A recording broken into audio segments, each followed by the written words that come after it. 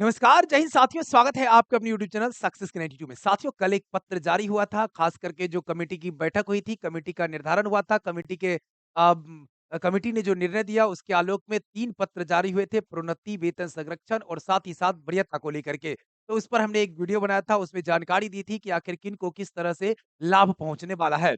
उसमें लगभग 15-16 से अधिक कमेंट लोगों के द्वारा किया गया था और बहुत सारे प्रश्न पूछे गए थे। अब उस प्रश्न का जवाब, उस कमेंट का जवाब हम आज के इस वीडियो के अंदर लेकर के आए हैं। लेकिन अगर आपके मन में और भी कोई डाउट बच गया होगा, कोई प्रश्न बच गया होगा, तो आज के इस वीडियो के अंदर कमेंट में आप लिख दीजिएगा बढ़िया से। जो भी प्रश्न पूछना होगा, हो सकता है तो अगले वीडियो के अंदर अगर आपका प्रश्न सही होगा, तो उसका उत्तर जो है हम देने का प्रयास करेंगे। तो चलिए क्या-क्या प्रश्न जो है पूछा गया था, उसमें मूल चीज़ों को हम लेकर के आए हैं। सबसे पहला बात था कि 7th पे लेने की कोशिश करें, ना कि वरीयता, यानी वरीयता से क्या होने वाला है। अगर 7th पे मिल जाता तो वेतन में अच्छी खासी बढ़ोतरी हो जाती, ये कहना है एक भाई साहब का। 1 टू 5 वाले का प्रमोशन 6 टू में 8 में हो जाएगा, तो 6 टू 8 वाले का प्रमोशन कहाँ होगा, 6 टू 8 वाले कहाँ जाएँगे? ये भी एक प्रश्न था। उसके बाद मैं बता दूँ, अगला प्रश्न था 1 टू 5 पढ़ाने के लायक नहीं है, तो 6 टू 8 में क्या पढ़ाएँगे? ये तो ख़ैर प्रश्न हमें लेना नहीं चाहिए था, लेकिन ये जो प्रश्न है, इस पर अच्छी तरीके से आपको मैं जानकारी आगे दूँगा, इसलिए इस पर भी ध्यान दीजिएगा।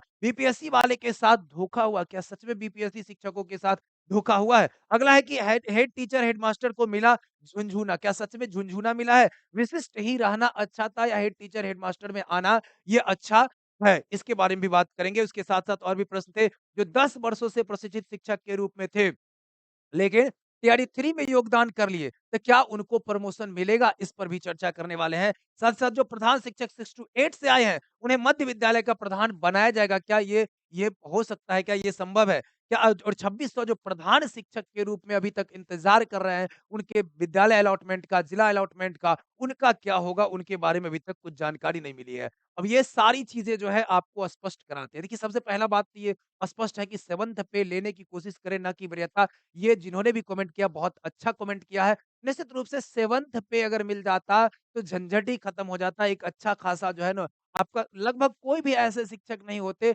जिनमें 5-6 हज़ार रुपए का जो है ना बढ़ोतरी हो जाता। लेकिन इसी बीच आगे सामने आपका 8th पे भी आ रहा है, तो इसी को लेकर के हो सकता है कि 7th पे के अंदर जो है ना इसको वेतन अभी बढ़ाने की कोशिश नहीं की जा रही है। क्योंकि 8th पे के अंदर कम से कम भी अगर बढ़ेगा तो लगभग हमें लग रहा है कि 20% के आस-पास आपका वेतन बढ़ेगा।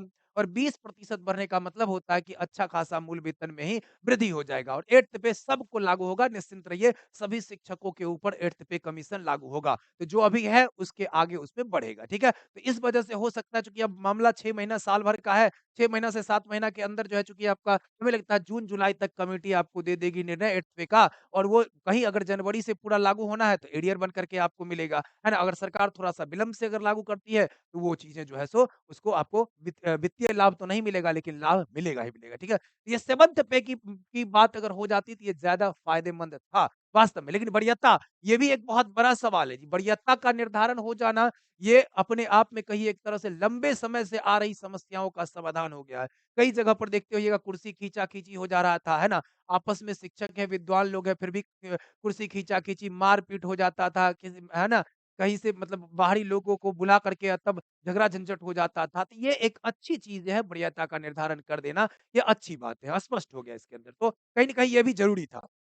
अब देखिए, 1 टू 5 वाले का प्रमोशन 6 टू 8 में हो जाएगा, तो 6 टू 8 वाले कहाँ जाएँगे? निश्चित रूप से 1 टू 5 वाले शिक्षक जो होंगे, वो 6 टू 8 के अंदर जाएँगे, जो प्रमोशन वाले, जो 8 साल जिनका प्रशिक्षित शिक्षक के रूप में कार्य जिन लोगों ने कर लिया होगा, उनका प्रमोशन होना है। तो वो जब 6 टू 8 के अंदर चल जाएँगे, तो जो 6 टू 8 वाले लोग हैं, उनके लिए आगे कोई फिलहाल जो है बाउंड्री नहीं है। वो फिलहाल अगर वो बढ़िया होंगे वहाँ पर, तो 6 टू 8 के अंदर, वहाँ पर मध्य विद्यालय के अंदर वो फिलहाल प्रधान के रूप में कार्य करेंगे। मतलब जब तक प्रधान शिक्षक की नियुक्ति नहीं हो जाती नियमावली 2024 के तहत, तब तक वहाँ पर वो बढ़िया जो होंगे 6 टू 8 में, अगर 4 को 6 टू 8 वाले हैं, तो उसमें जो बढ़िया होंगे उन्हीं के पास प्रभार रहेगा। बाकी लोग वहाँ पर वैसे ही रहेंगे, उनका कोई प्रमोशन होने का आगे, है ना, गुंजाइश नहीं है। तो 6 टू 8 वाले को वही है कि प्रधान बनेंगे जो बढ़िया होंगे वो, लेकिन बाकी लोगों के लिए कोई, है ना, फ़ायदा ज़्यादा नहीं होने जा रहा है। उसके बाद मैं बता दूँ, एईडीओ और बीएसएससी परिचारी, जो आपके आस-पड़ोस में कोई बच्चे बीएसएससी, जो इंटर लेवल या बीएसएससी परिचारी का फॉर्म भरे होंगे, इनके लिए क्रैश कोर्स एक आया हुआ। क्रैश कोर्स हमारे दूसरे जो है एप्लीकेशन के ऊपर चलता है,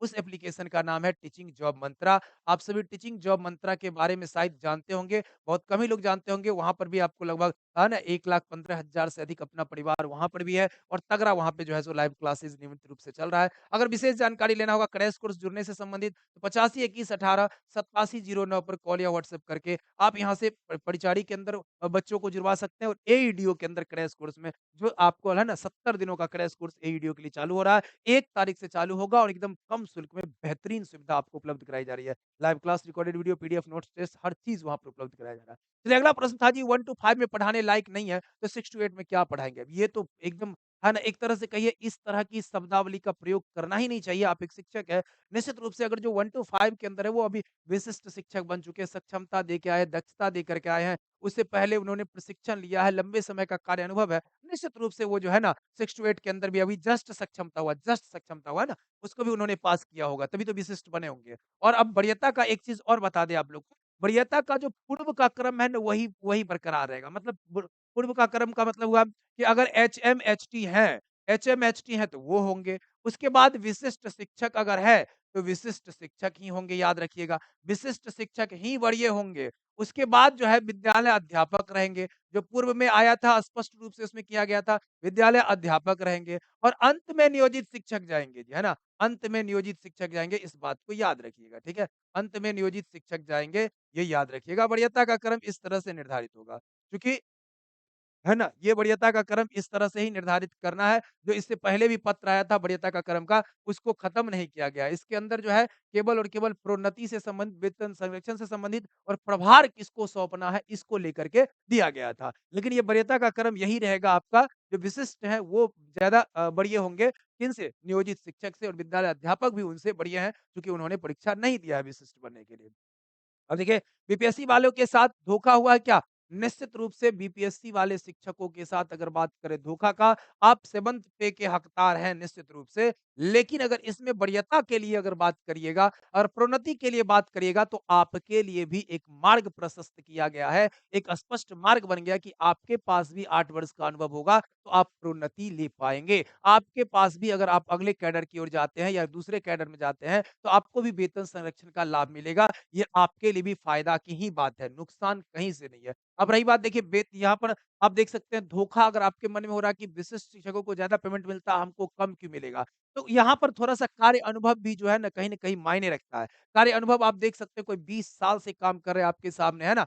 वो क मतलब वो वर्क करते-करते बूढ़े हो चुके हैं आपके सामने। तो कहीं न कहीं ये थोड़ा-सा डिफरेंस जो है शिक्षा विभाग है इसके अंदर रहेगा ही रहेगा और ये धोखा की बात जहाँ तक है, हमें नहीं लगता है कि धोखा हुआ है। बाकी आपका क्या राय है वो आप कमेंट में ज़रूर कीजिएगा।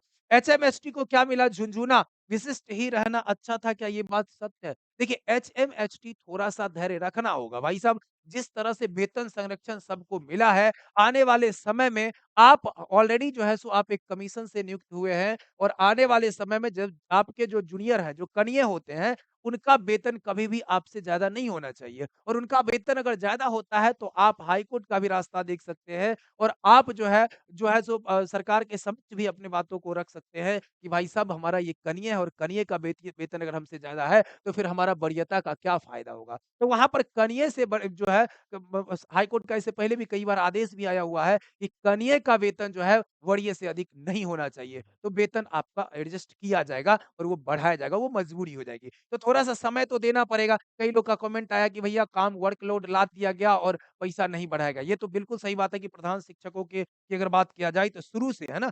शुरू से अगर देखा जाए, है ना? तो शुरू से देखिए ये देखा गया कि पेमेंट बढ़ाने की हर स्तर से बात की गई, नियमावली के अंदर ही दिया हुआ था। नियमावली के अंदर 2024 की नियमावली में ही लिखा कि भैया प्रशासनिक विभाग के द्वारा जो है सो ये वेतन का निर्धारण किया जाएगा। लेकिन है ना ये अभी तक कोई चर्चा ही नहीं उस पर किया गया। तो कहीं न कहीं थोड़ा-सा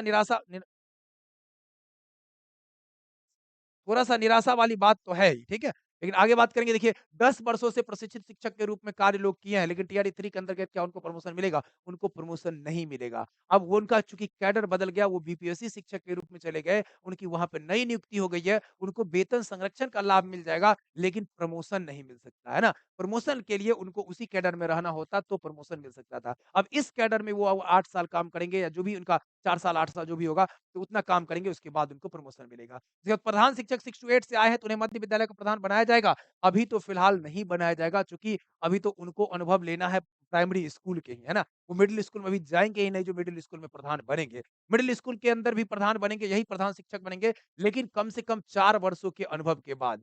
4 वर्षों के अनुभव के बाद आपको ये किया जाएगा, है ना? पदोन्नति किया जाएगा और पदोन्नति किया जाएगा तो आप वहाँ से 4 वर्षों के बाद आप जो है सो मिडल स्कूल के अंदर जा सकते हैं। लेकिन न्यूनतम 4 वर्ष का अनुभव आपको प्राइमरी स्कूल के अंदर होना चाहिए। प्रमोशन कैसे होगा ये तो आपको पता है। बीपीएससी का जो जो जो आपका रोल नंबर होगा, यानी कि जो मार्क्स आपका होगा उसके हिसाब से जो आपका पैनल बना हुआ, उसी के हिसाब से आपको प्रमोशन किया जाएगा और ये तो सब कुछ है ना, सभी लोग को पता ही होगा। अब 2600 जो प्रधान शिक्षक बचे हुए हैं, जो खास करके जिन लोगों ने ये जिला के लिए दोबारा जो है सो अलॉटमेंट के लिए किया हुआ है, इस शिक्षा कोर्स के ऊपर, उन लोगों के लिए भी खुशखबरी आ रही है। हमें लगता है कि लगभग इसी माह के अंत तक आपको भी सूचना मिल जाएगा कि आपको जो है ना जिला का अलॉट हो गया है और किस तरह से आपको कहाँ योगदान करना है, उसके बारे में सूचना जो है 15 दिसंबर तक आप लोगों को भी ये सूचना मिल जाएगा। 15 दिसंबर तक योगदान के अवसर आपको मिल जाएँगे। निश्चित रूप से हमें लगता है कि ये सारी जानकारी आपको अच्छी लगी होगी, तमाम मित्रों से शेयर करिएगा, चैनल को सब्सक्राइब ज़रूर कर लीजिएगा और हाँ, निश्चित रूप से बेल आइकन को प्रेस कर लीजिएगा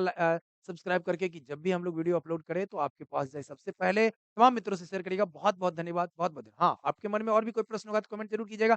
नेक्स्ट वीडियो के अंदर आपके प्रश्न को लेंगे और आपको पूरा जानकारी देंगे। बहुत-बहुत धन्यवाद।